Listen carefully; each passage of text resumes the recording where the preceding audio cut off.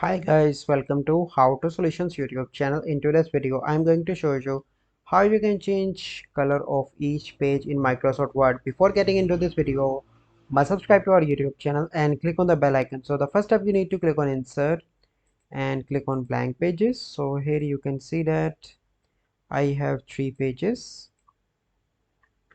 So if I'm going to click on the design and click on page color, and if I select a color, it will apply to all the pages. So how you can change color of each page? You simply need to go into the insert and go into the shapes and click on rectangle, and once you select rectangle, you simply need to do that, cover whole page, and here you need to go into the shape fill and you can change color of each page like this.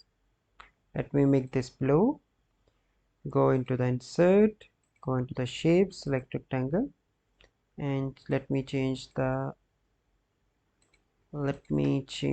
of this page as well. So it will make me shape fill, and here you can change the shape. So the process will be same. So let me select, and it will going to apply on this page. So this is a simple process. You can do that and color each page. So I hope you find this video helpful. If you find this video helpful, must like this video, subscribe to our YouTube channel for future videos. We'll see you in the next video. Thank you. Have a good day.